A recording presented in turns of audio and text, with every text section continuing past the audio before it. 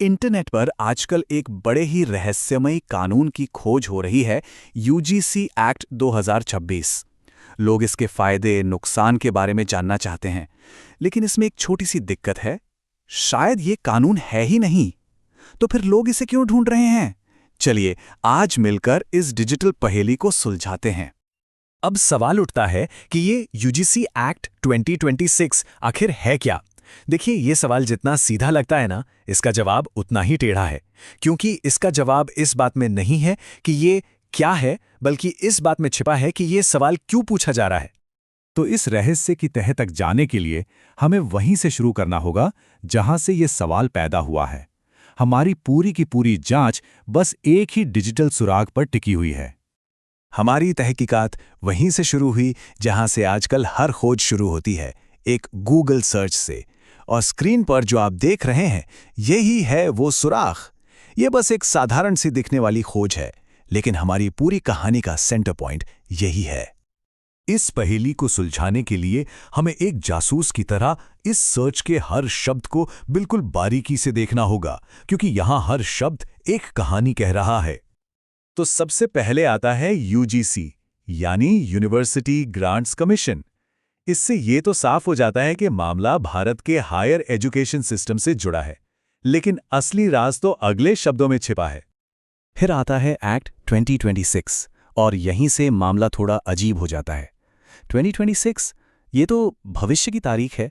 कोई ऐसे कानून को भला क्यों खोजेगा जो अभी तक बना ही नहीं, या शायद जिसका कोई वजूद ही नहीं है।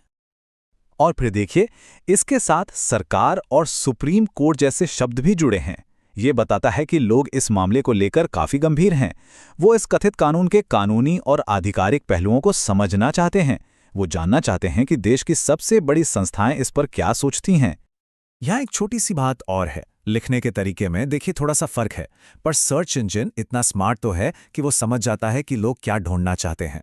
लेकिन असली सवाल ये नहीं है कि कैसे खोजा जा रहा है, बल्कि ये है कि क्यों खोजा जा रहा है। और अब हम आते हैं इस खोज के बिल्कुल दिल पर, यानी वो शब्द जो हमें बताते हैं कि असल में ये सब क्यों हो रहा है। ये शब्द फायदे और नुकसान, यही इस पूरी पहेली की चाबी हैं।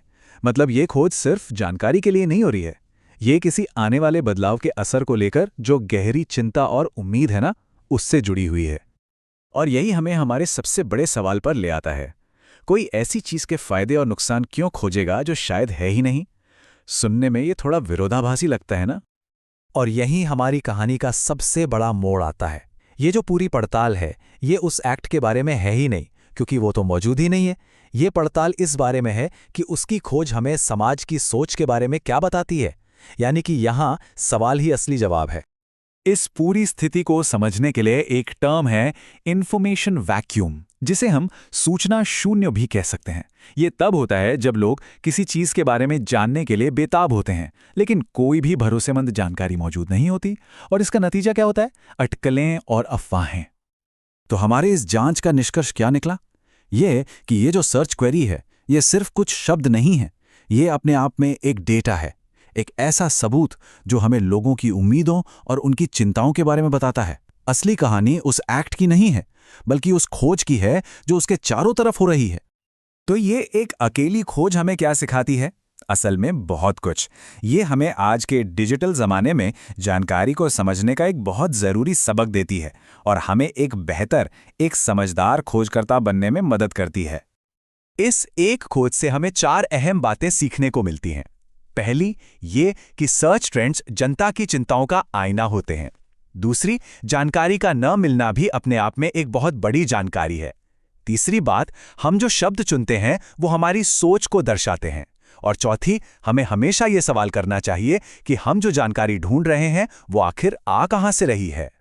तो अंत में सवाल यही है, जब जानकारी की जगह सिर्फ अटकलें और अफवाहें हों, तो ऐसे में हम सच्चाई की खोज आखिर करें तो करें कैसे?